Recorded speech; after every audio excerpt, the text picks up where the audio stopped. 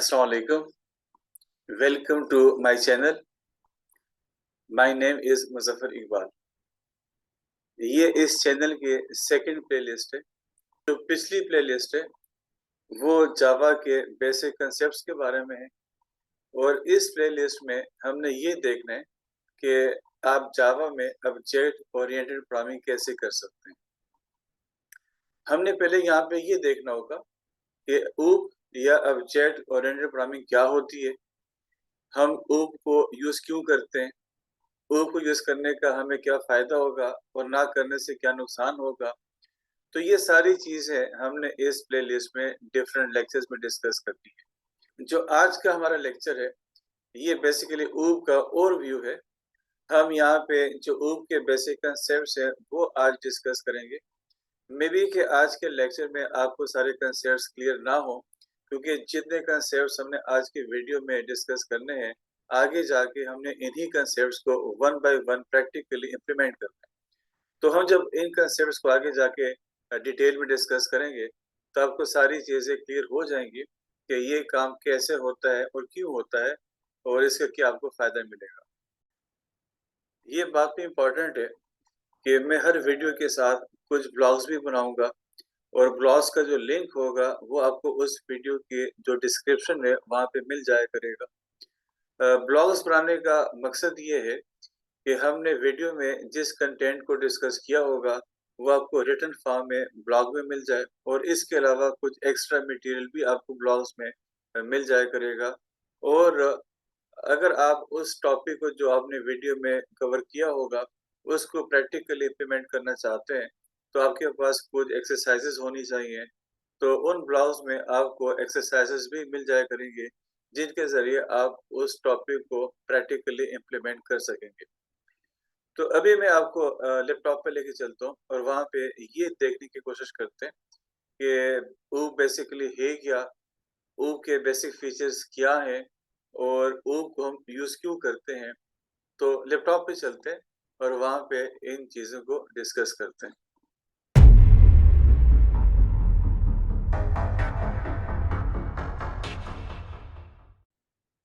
तो object oriented programming क्या होती है इसको देखते हैं. हमारे पास प्रोग्रामिंग के डिफरेंट तरीक़ेकार हैं. डिफरेंट तरीकों से आप प्रोग्रामिंग कर सकते हैं. उनमें से जो सबसे कॉमन है उसको हम कहते हैं कि स्ट्रक्चर, जिसको आप नॉर्मली जो एक बिगिनर होते हैं वो जो कोडिंग स्टार्ट करते हैं तो वो स्ट्रक्चर्ड वे में कर रहे होते हैं, जो आपने शायद पिछले कोर्स में की होगी, जिसमें हमारे पास एक ही प्रोग्राम होता है, उसमें एक या दो फंक्शंस या मेथड्स होते हैं और आप एक ही प्रोग्राम के अंदर अपना पूरा कोड लिख लेते हैं. जो हमारे पास ऑब्जेक्ट ओरिएंटेड प्रोग्रामिंग या ऊप जो हमारे पास है ये बेसिकली एक प्रोग्रामिंग पैराडाइम है. ऊप किसी लैंग्वेज का नाम नहीं है, ये एक वे ऑफ प्रोग्रामिंग है जिसके जरिए आप प्रोग्रामिंग कर सकते हैं और ज्यादा इफेक्टिवली और ज्यादा एफिशिएंटली कर सकते हैं. आजकल हमारे पास जितनी भी लैंग्वेजेस हैं तकरीबन सारी लैंग्वेजेस ऊप को सपोर्ट करती हैं. आप सी प्लस प्लस पे काम करना चाहें, आप जावा में काम करना चाहें, आप सी शार्प में काम करना चाहें, पाइथन में, ये मेजॉरिटी जो दूसरी लैंग्वेजेस होती है वो आपको ऊप में काम करने को इनकरेज करती हैं. इसका सबसे बड़ा फायदा हमें ये मिलता है कि आपका जो कोड होता है वो शॉर्ट हो जाता है और उसमें कोड की जो रीयूजेबिलिटी होती है वो काफी बढ़ जाती है. रीयूजेबिलिटी का मतलब ये होता है कि आपने कोड एक दफा लिखना होता है और उस कोड को आप बार बार रीयूज कर सकते हैं. आपके कोड को मैं यूज कर सकता हूँ, मेरे कोड को आप यूज कर सकते हैं और हम जितनी जावा की कम्युनिटी होती है वो एक दूसरे के कोड को एक्सेस कर सकती है. सोर्स कोड दिए बगैर मैं आपके कोड को और आप मेरे कोड को हम एक दूसरे के कोड को एक्सेस कर सकते हैं. तो इसको हम कहते हैं कि राइट वंस रीड मैनी. हमने एक दफा कोड लिखा, उसको मल्टीपल टाइम पे डिफरेंट जगहों पे डिफरेंट लोग यूज कर सकते हैं. अगर आप ऊप यूज नहीं कर रहे होते और आपको जो कोड आपने ऑलरेडी लिखा होगा उसको अगर आप दोबारा यूज करना चाहते हैं या किसी के साथ शेयर करना चाहते हैं तो आपको मे बी के वो कोड दोबारा लिखना पड़ जाए, या अगर आप उसको कॉपी पेस्ट भी करते हैं तो उसमें एक तो आपके जो सॉफ्टवेयर का साइज होगा वो भी बढ़ जाएगा और आपके जो कोडिंग होगी उसमें कंसिस्टेंसी भी नहीं रहेगी और इसके अलावा भी बेतहाशा इश्यूज होते हैं जिसकी वजह से लोग ऊप में कोडिंग को प्रेफर कर रहे होते हैं। तो बेसिकली ये एक पैराडाइम है, ये एक वे ऑफ प्रोग्रामिंग है। अब ऊप के कुछ बेसिक फीचर्स हैं, उनमें से जो सबसे इम्पोर्टेंट है दैट इज क्लास। आप जब ऊप में काम कर रहे होते हैं तो आपको सबसे पहले क्लास डिफाइन करनी पड़ती है। अगर आप क्लास डिफाइन नहीं करेंगे तो इसका मतलब ये हुआ कि आप ऊप पे काम स्टार्ट ही नहीं कर सकते। Now the question is what is class. जिस तरह इंट्रो में कहा कि हम जितनी चीजें आज यहाँ पे डिस्कस करेंगे इनकी डिटेल आपको अगले वीडियोस में मिलती रहेगी। तो मे बी कि यहाँ पे एग्जैक्टली आपको तो क्लियर ना हो सके कि क्लास क्या चीज होती है, लेकिन जो बेसिक आइडिया है वो कन्वे कर लेते हैं। क्लास किसी भी एंटिटी का स्ट्रक्चर होता है, उसका ब्लूप्रिंट होता है, उसका टेम्पलेट होता है। क्लास के लिए हमारे पास एंटिटी का होना लाजमी है। For example what is entity. Entity हमारे पास एक ऐसी चीज होती है जिसके एट्रीब्यूट्स हो सकते हैं। For example student can be an entity. No, अगर स्टूडेंट एंटिटी है तो इसके एट्रीब्यूट्स होने चाहिए। तो नॉर्मली हमारे पास स्टूडेंट का रोल नंबर होता है, उसका नेम होता है, उसके मार्क्स होते हैं, उसका सीजीपीए होता है। तो ये उसके एट्रीब्यूट्स होते हैं। तो अगर किसी भी चीज के एट्रीब्यूट्स होते हैं तो उसको हम यहाँ पे एंटिटी कहते हैं। अगर कोई एंटिटी एग्जिस्ट करती है तो उसकी क्लास बनाई जा सकती है। एट्रीब्यूट्स के अलावा हमारे पास बिहेवियर भी होते हैं। एक एंटिटी जो कुछ कर रही होती है, वो जो प्रोसेस परफॉर्म कर रही होती है, उसको हम यहाँ पे बिहेवियर कह रहे होते हैं। तो नॉर्मली लाइक अगर हम बात कर लें गाड़ी की, तो गाड़ी का कलर, गाड़ी का मॉडल, उसकी प्राइस, ये उसके एट्रीब्यूट्स हैं। फिर गाड़ी स्टार्ट होती है, गाड़ी चलती है, गाड़ी स्टॉप होती है, आप ब्रेक लगा रहे होते हैं, आप स्पीड दे रहे होते हैं, ये उसका बिहेवियर है।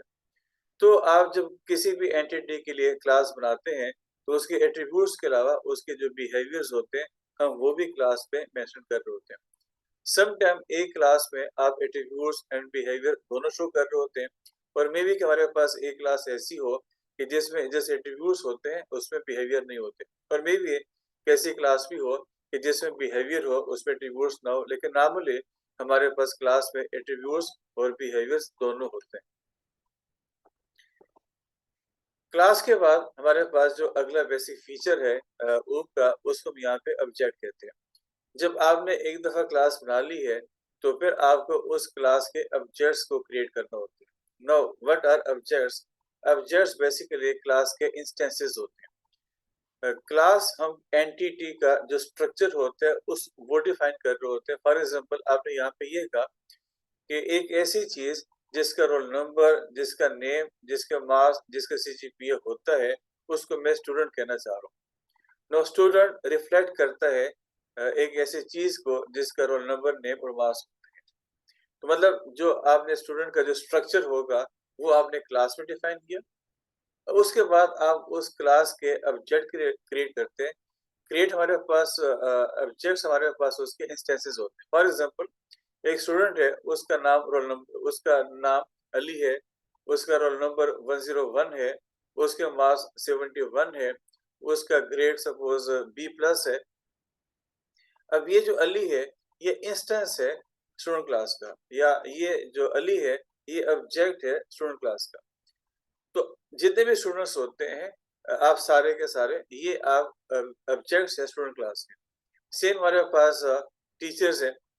आप जो टीचर क्लास को डिफाइन करते हैं तो बीइंग अ टीचर आपके जो जो एट्रीब्यूट्स होते हैं आप वो डिफाइन करेंगे उस क्लास में। लाइक टीचर का नेम होगा, उसके क्वालिफिकेशन होगी, उसकी सैलरी होगी, उसकी एक्सपर्टीज होगी। तो जो चीजें उसके एट्रीब्यूट बन सकती है टीचर के वो आप क्लास में डिफाइन कर लेते हैं।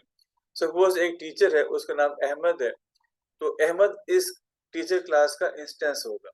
जिसका नाम अहमद होगा उसकी सैलरी सपोज 2 लाख रुपए है, उसका एक्सपीरियंस लेट से कि 5 साल है, उसकी क्वालिफिकेशन लेट से कि पीएचडी है।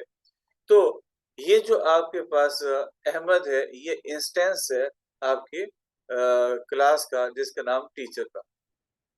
तो इस तरीके से हम जो क्लास पहले डिफाइन करते हैं तो उसके बाद अब उसके ऑब्जेक्ट्स डिफाइन कर रहे होते हैं। एक ही क्लास के आप वन या more than one object define कर सकते हैं। इसी बात को हम एक और तरीके से डिफाइन कर सकते हैं कि जो क्लास होती है वो basically user defined data type है। हमारे पास जावा या किसी भी लैंग्वेज में जो प्री डिफाइंड टाइप्स होती हैं उनको हम कहते हैं कि primitive data types, like int, float, double string, character वगैरह, हमारे बुलियन, ये हमारे पास जावा की प्रिमिटिव डेटा टाइप्स हैं। आपको एक ऐसी डेटा टाइप चाहिए कि जिसमें आप अपनी मर्जी का डेटा स्टोर कर सकें। लाइक मुझे एक ऐसा वेरिएबल चाहिए कि जिसमें मैं स्टूडेंट का रोल नंबर, नेम और मार्क्स को सेव कर सकूं।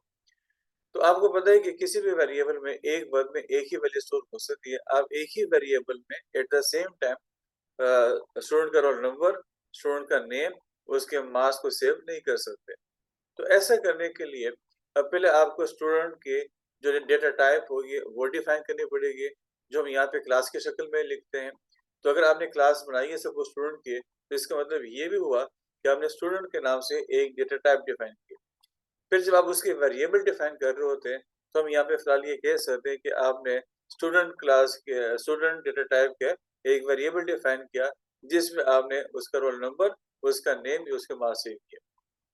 तो मतलब क्लास जब डिफाइन हो जाती है तो आप उसके बाद उसके ऑब्जेक्ट्स को वेरिएबल्स की शक्ल में डिफाइन कर रहे होते हैं। एक और फीचर जो हमारे पास जावा में बहुत इंपॉर्टेंट है वो इनहेरिटेंस होते हैं। हमने पहले बात की कि ऊप बहुत ज्यादा फोकस कर रहे होते हैं कोड रीयूजेबिलिटी में। आपने कोड को एक दफा लिखा, उस कोड को बगैर लिखे आप आगे यूज करना चाहते हैं, तो आप अगर चाहें तो ये काम इनहेरिटेंस के थ्रू कर सकते हैं। इनहेरिटेंस जस्ट लाइक प्रैक्टिकल हमारे डेली लाइफ में इनहेरिटेंस होती है कि आपको प्रॉपर्टी मिल जाती है अपने पेरेंट्स से, आपको बेतहाशा चीजें पेरेंट्स से बगैर किसी एफर्ट के मिल जाती है। तो यही कंसेप्ट हमारे पास यहाँ पे ऊप में भी होता है कि एक क्लास होती है, उस क्लास में जितना भी कोड आपने लिखा होता है वो सारा का सारा कोड हम दूसरी क्लास में इनहेरिट करा लेते हैं। सपोज क्लास ए है, क्लास ए में कुछ कोड लिखा गया हुआ है, क्लास ए का एक चाइल्ड हम क्रिएट करते हैं, उसका नाम सपोज बी है, तो इस चाइल्ड में आप वो सारा का सारा कोड यूज कर सकते हैं जो कि क्लास ए में डिफाइन हुआ होगा।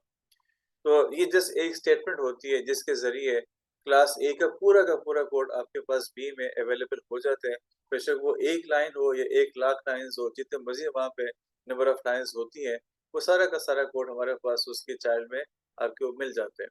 और एक क्लास के जो हमारे पास नंबर ऑफ चिल्ड्रन है इसकी कोई लिमिट नहीं है। आप किसी भी क्लास के 1, 2, 3, 15, 20 जितने मर्जी हो नंबर ऑफ चिल्ड्रन क्रिएट कर सकते हैं, और हर चाइल्ड में वो सारा कोड आपको अवेलेबल होता है जो कि पेरेंट क्लास पे हमने लिखा होता है। इसको आगे देखेंगे डिटेल में। सपोज क्लास ए है, उसका चाइल्ड बी है, फिर बी का सी है, सी का डी है। आप मल्टी लेवल्स में इनहेरिटेंस कर सकते हैं, और जितने भी आप लेवल्स बढ़ाते रहेंगे आपका जो कोड होगा वो आपको आगे से आगे मिलता जाएगा। मतलब चाइल्ड पेरेंट का कोड, चाइल्ड पेरेंट के पेरेंट का कोड, चाइल्ड पेरेंट के पेरेंट के पेरेंट का कोड, जितने भी हमारे पास हायरार्की होती है वो सारा का सारा कोड हमारे पास नीचे चाइल्ड में आ रहा होता है। वो चाइल्ड उन तमाम कोड को बगैर किसी एफर्ट के यूज कर रहे होते हैं।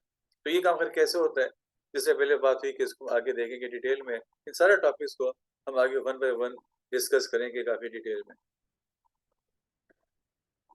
एक हमारे पास और कंसेप्ट जो हम ऊप में यूज कर रहे होते हैं उसको इनकैप्सुलेशन कहते हैं। इनकैप्सुलेशन का जो बेसिक कंसेप्ट है वो ये है कि आपने एक क्लास में कुछ कोड लिखा हुआ है और वो क्लास अपने कोड को आउटसाइड वर्ल्ड के साथ शेयर नहीं करना चाहती।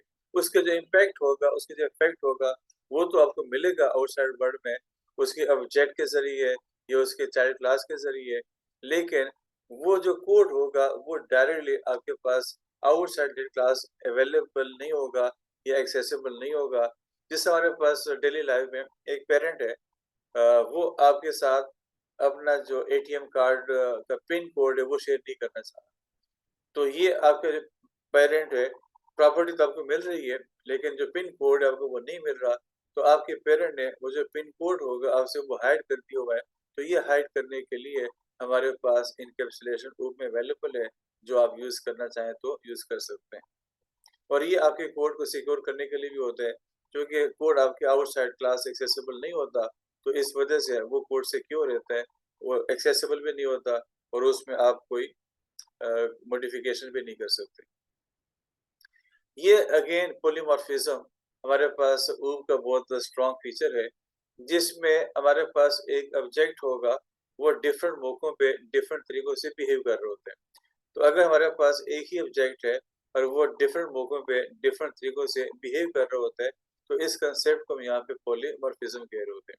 सो वो हमारे पास एक ऑब्जेक्ट होगा, वो एक मौके पे बिहेव करेगा एज अ टीचर, वही ऑब्जेक्ट होगा, वो आगे जाके बिहेव करेगा एज अ स्टूडेंट, और वही ऑब्जेक्ट होगा, वो सम टाइम बिहेव करेगा एज अ पर्सन, वही ऑब्जेक्ट होगा, वो बिहेव करेगा maybe as a manager. तो एक ही ऑब्जेक्ट हमारे पास जब डिफरेंट मौकों पे या डेली लाइफ में जब एक ही चीज डिफरेंट मौकों पे डिफरेंट तरीकों से बिहेव कर रही होती है, तो इस कंसेप्ट को पॉलीमॉर्फिज्म कह रहे होते हैं, जो कि आप बड़े आसानी के साथ जावा में इम्प्लीमेंट कर सकते हैं बाय यूजिंग ऊ। तो बेसिकली हमारे पास जावा, हमारे पास जो ऊप है, ये एक ऐसा तरीक़ेकार है जो कि आपके कोड को काफ़ी कंप्रेस कर लेता है, रीयूजेबल शक्ल में लेके आ जाता है, और हमारे जो रियल वर्ल्ड प्रॉब्लम्स होती हैं, उनको आप ऊप के ज़रिए बड़े आसानी के साथ सॉल्व कर सकते हैं। जो हमारे जो रियल वर्ल्ड्स हैं, उसमें आपके आस-पास सारी एंटिटीज़ होती हैं, और उन एंटिटीज़ के लिए क्लास को डिफाइन करना काफ़ी ईज़ी होता है, और क्लास डिफाइन करने के बाद ऑब्जेक्ट्स के ज़रिए उनको प्रोसेस करना हमारे लिए काफ़ी ईज़ी होता है। तो जिसकी वजह से हम नॉर्मली काफ़ी मौकों पे ऊप को प्रेफ़र कर रहे होते हैं। तो जिस तरह शुरू में कहा कि हमारा जो आज का जो बेसिक लेक्चर था, वो ये था कि हमने ऊप के जो बेसिक फीचर्स हैं, वो डिस्कस करने थे कि ऊप बेसिकली है क्या चीज़। तो अभी हमने जितने कंसेप्ट्स देखे हैं, ये आप ऊप में इम्प्लीमेंट करते हैं। लेकिन ऊप में स्टार्ट हम कहाँ से लेंगे?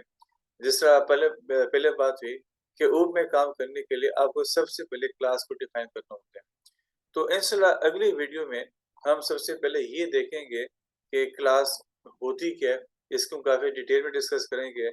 फिर हम क्लास को डिफाइन कैसे करते हैं, क्लास के कंटेंट्स क्या होते हैं। हम जो क्लास को डिफाइन कर रहे होते हैं, तो हमें एक कंस्ट्रक्टर चाहिए होते हैं। कंस्ट्रक्टर्स क्या होते हैं? क्या एक होगा, एक से ज़्यादा होंगे? तो वो भी हम डिस्कस करेंगे, या एज़ अ होल हम क्लास कैसे डिफाइन करेंगे? क्लास डिफाइन करने के बाद उसका जो ऑब्जेक्ट होगा, वो कैसे डिफाइन होगा? तो ये चीज़ हम इंशाल्लाह डिस्कस करेंगे अगले लेक्चर में। लेकिन अगले लेक्चर से पहले जो चीज़ हमें रिक्वायर्ड है, वो ये है कि आपके पास कंप्यूटर पे या लैपटॉप पे जावा इंस्टॉल होनी चाहिए, और आपके पास कोई आईडीई भी इंस्टॉल होना चाहिए। आईडीई हमारे पास एक ऐसा सॉफ्टवेयर होता है, एक ऐसा प्लेटफ़ॉर्म होता है कि जिसमें आप जावा के कोड को टाइप भी कर सकते हैं, कंपाइल भी कर सकते हैं और एग्ज़ीक्यूट भी कर सकते हैं। तो अगर आपके पास जावा इंस्टॉल्ड है, आपके पास आईडीई इंस्टॉल्ड है, तो हम फिर वहाँ पे ऊप को स्टार्ट कर सकते हैं। अगर आपके पास ये चीज़ें इंस्टॉल्ड नहीं है, तो आपने पहले इंस्टॉल करनी है। अगर आपको नहीं पता कि इंस्टॉल कैसे की जाती है, तो मेरे पास प्लेलिस्ट 1 में ऑलरेडी एक वीडियो बनी है, वहाँ पे आपको आइडिया हो जाएगा कि आप कैसे इंस्टॉल कर सकते हैं जावा को और आईडीई को। मैं इसका जो लिंक होगा, वो आपको दे दूँगा इसी वीडियो के डिस्क्रिप्शन में। वहाँ पे आप जाके देख सकते हैं कि आप कैसे जावा को और उसके आईडीई को इंस्टॉल कर सकते हैं। तो इंशाल्लाह नेक्स्ट लेक्चर में हम ये देखते हैं कि क्लास डिफाइन कैसे करते हैं और उसको आपने कैसे यूज़ करना है। टिल देन मेरी तरफ से अल्लाह हाफ़िज़।